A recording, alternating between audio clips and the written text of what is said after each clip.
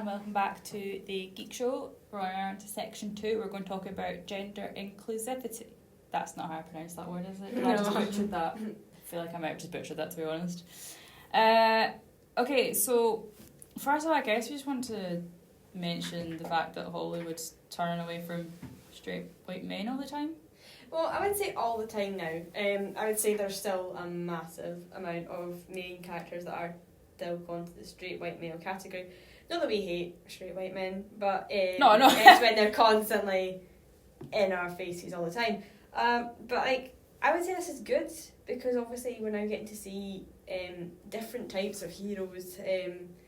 You know, for example, who would have thought that we would have a leading lady for Star Wars?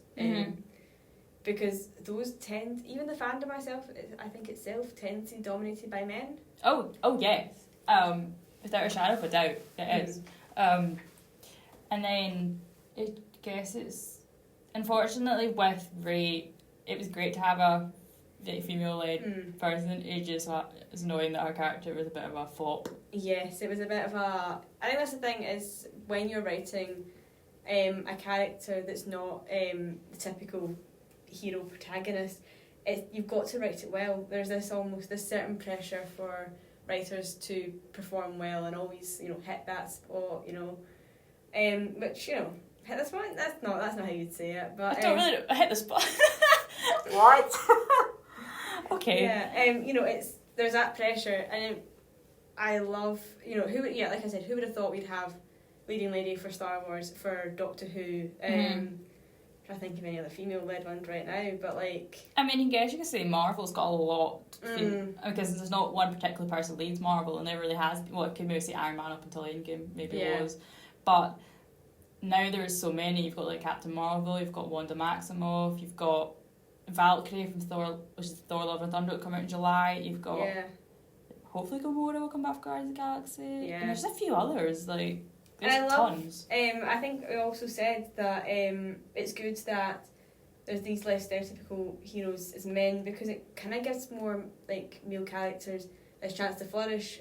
So you can have like gentle and kind men, because I think often the time with male heroes, they tend to be these rough, hard, like. I mean, yes and no. I suppose it depends what you're watching. Yeah, I suppose. I feel like the MCU's kind of got away from that quite a bit. I don't know. Let's move on. I think it kind of... let's just cut this conversation off. Also, it's a bit of a debate in lots of fandoms, but there's sometimes characters who, like, for example, in comic books, where originally white men get completely, like, changed race and gender, like Macari from Eternals. In the comics, she's actually a white man. And I don't think Macari's deaf in the comic books. That's interesting. I don't think so, but they obviously made her deaf in the film because the actress that plays her is deaf, and I think they put it down to she's deaf because of the sonic boom of her running so fast, which I think is just a really nice way to tie that all in. Exactly, and it just works so well. Exactly, and I think that's the thing with all these heroes is we're now getting to see everyone portrayed as a hero. And I think in a way that almost helps because ending up with these horrible stereotypes of certain groups always ending up as the villains as well. And also you want to have someone see themselves in a character somewhere.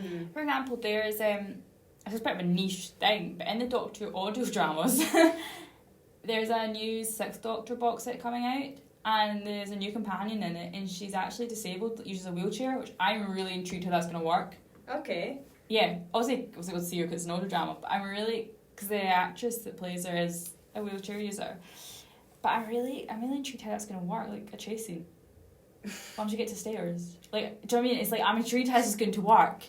Yeah, exactly, and I think that it adds more to storytelling because you're not going to get the same story over and over again. Yeah, it's going to maybe cause it's going to be more of an interesting storyline for her because it's going to maybe form an issue when she comes travelling with the Doctor. Do you know what I mean? It's stuff like that. I just feel it's more interesting, like that's why one of the reasons why I love Daredevil so much is the fact, he's blind, he has to overcome his blindness. Well, I think another thing about having a different type of hero as well is, I think we talked about how you kind of gain an empathy for the hero because obviously they're the person you want to be.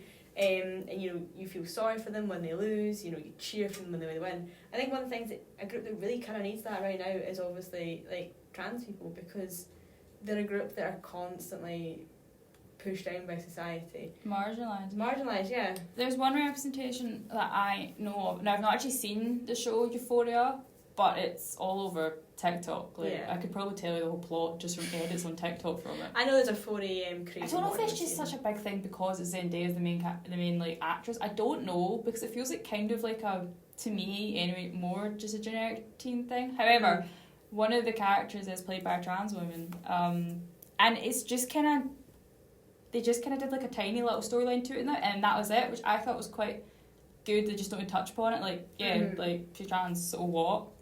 Exactly.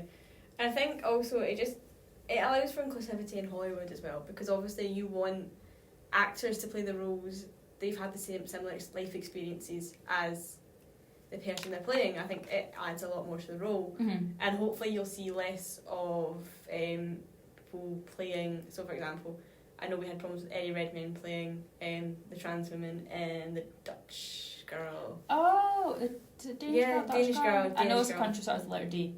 Yeah. I completely forgot about that. But I think it opens up, and it hopefully will kickstart a lot of actors' careers as well, because it's there's never been these roles before, or there have been roles like that, but they've just not been that great. A big thing. They've been very one-dimensional, or kind of an extra in the background. Another thing we need to talk about is when fandoms do have inclusivity for gender, the hatred that they get, like Captain Marvel's unwarranted hatred. Oh yes. Now I will admit, the film itself of Captain Marvel, plot-wise, it's not brilliant. It's not by any means the worst. Yeah. But it's the fact that Captain Marvel herself, the character, and the actress Brie Larson got hatred for no reason. Just the fact that she was just a strong female. Put it this way, if your argument against the movie is, oh my god, they've changed a man to a woman. Captain Marvel's always been a woman. If that... No, but that's the same, like... Alright, the Captain Marvel's always been a woman. Yeah, but if that's how your argument's going to start, please just don't start it. Just stop. You just take a breather. Go and sit in the corner. Some people just need to get a life, to be honest. I think a lot of the time as well, a lot of it is pushed along with social media. Yes. Oh, that's definitely the worst bit, like, to stay off, like, social media after something controversial. Well, it shouldn't even be controversial, but do you know what I mean? It comes out, like... Yeah. I guess the backlash of 13 as well. Oh, yes. I mean, I think the whole thing, the Doctor Who thing, was quite sad. Because, I personally, I was a bit shocked to begin with. Yeah, I was kind of like, oh, okay. Yeah, you didn't actually I'm used to just having, like, a guy play the Doctor, but now, like, I adore 13. Like, she grew on me so quickly. I also think we talk about 13, because we're talking about Comic-Con, just because, why not talk about Comic-Con? And of course there's a London one where Jodie Whittaker showed up, and she had a great photo with all the people that are cosplaying as the Doctor. And I just think that is so wonderful to see little girls actually get to dress up as their favourite character and not have to paint on a beard or not have to spice up their hair. I'm literally thinking, like, growing up, my favourite characters I think were mostly male, just because there wasn't many great female representation. Like, I think growing up, my two favourite characters would probably be the 10th Doctor and probably Luke Skywalker. He's still my favourite Star Wars character. Yeah. But, do you know what I mean? It was kind of like, there wasn't really that many female strong ones that stuck about for ages. Or not ones with easy costumes to copy. Yeah. I think that's the thing, is it's kind of heartwarming to see, like, and it gives little girls something to look up to. I think that's what can you complain about there, Exactly. I think we're also, just before we wrap up this season. Season? Yes, we're going off here forever. So bye. Just to wrap this section, we should maybe talk about just like the gender swapping when it doesn't work. Yes. Gender swapping makes sense for some things, like the Doctor works. They're time traveling alien. There's no really rules of what gender they have to be. Also, no, I don't think many people complained when Missy turned out to be the Master. I think there's a little bit. There probably was, but not that much as the Doctor. And also, apparently, someone was complaining about Ray, and I'm going, but Ray's not Luke. Apparently, they were comparing the two, and I was going, but Ray's a whole different character. But okay. One good thing I saw was about the possibility about Bond being a woman. Yeah, it's that age-old debate. Yeah. And I remember seeing an interview with Daniel Craig, and he basically says, I don't think Bond should be a woman because why should a woman have to just take a man's role? Why can it be this like new amazing character for a woman to play rather than just going, oh yeah, here's a character already exists, we'll then make it a woman. Do you know what I mean? No, create a new original character. And I thought that was just, it's so true. It feels a bit like lazy writing. It's like, you know, Hollywood trying to cash in on having a female front and centre in the poster almost. It feels like lazy writing, and you kind of just prefer to actually have a new story rather than a recycled story that I personally don't think they'll ever make James Bond female. Actually, no, touch wood. What? I just feel like they could easily have like just a different. Well, after the end of No Time to Die. I mean, you know, spoiler. Yeah. Have you seen No Time to Die? No, I've not. But spoil away. I mean, it's a bit dead by the end of it. So, will we have a new 007? Well, there's 007 in it. I can't remember her actual name, the character's name, but there's 007 who is a girl because at the start of the film Bond's retired.